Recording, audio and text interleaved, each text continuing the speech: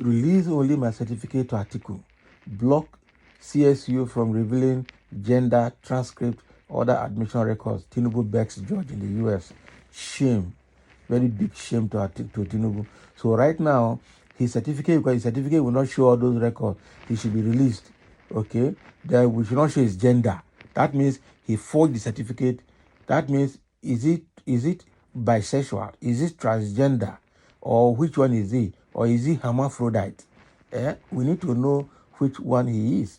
And he doesn't want his admission records to be shown, meaning that he bought that certificate because Nigerians are asking CSU, which record, which document did you use to admit Tinubu into this university?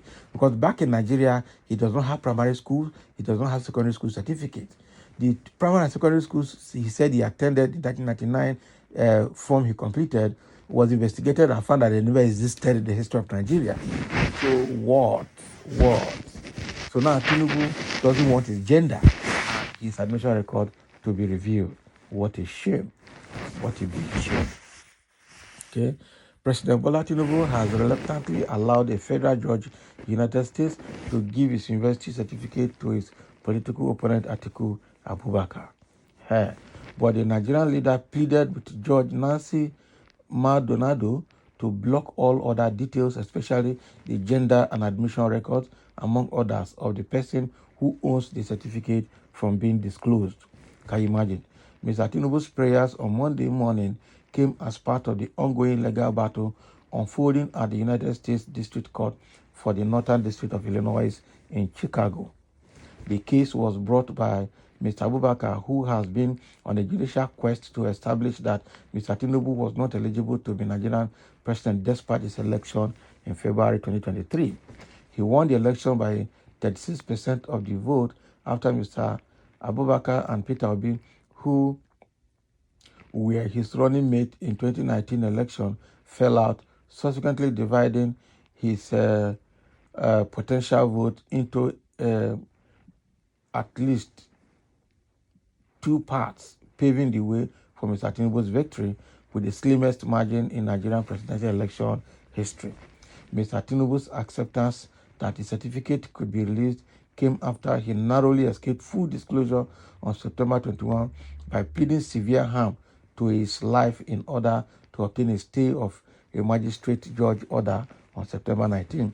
There is harm in allowing discovery on issues and documents outside the diploma, Mr. Tinubu's lawyer said in their full briefing to the court, seeking a review of Judge Jeffrey Gilbert's order by Ms. Maldonado, a district judge.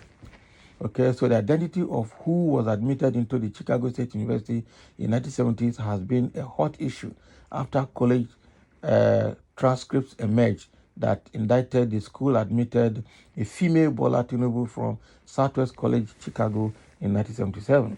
Whereas Mr. Tinubu's lawyer, led by Victor Henderson and Christopher Carmichael, insisted that the documents Mr. Abubakar sought wouldn't be admissible at the Supreme Court. They nonetheless appeared to anticipate the potential for an unfavorable ruling and consequently gave the judge an alternative direction of giving only an order for the school to certify strictly the certificate the president tendered to run for the election. Now, Mr. Gilbert's ruling last week required CSU administrators to confirm under oath whether or not the certificate of Mr. Tinubu tendered in Nigeria was genuine. Additionally, the officials were mandated to show a certificate issued to CSU graduate in 1979 with the person's identification redacted and to also turn over communication relating to a letter the school issued to Mr. Tinubu in 2022. Now, Mr. Tinubu feared that allowing the deposition of CSU officials to go forward could inflict severe irreparable damage to his life, saying Mr. Abubakar was only on a fishing expedition to fuel online conspiracy theory. The magistrate judge clearly erred in granting the application for discovery and concluding that Chicago State University must respond to the document and deposition subpoenas, the lawyer said. Even if a narrow subset of information can be considered for use in the foreign proceeding that is limited to the diploma certificate to INEC, they added, fishing expeditions into other documents and more document productions must be precluded. In today's filing, a man who identified himself as Olajide Adeniji submitted an affidavit saying he attended school with Mr. Tinubu from 1977 to 1979.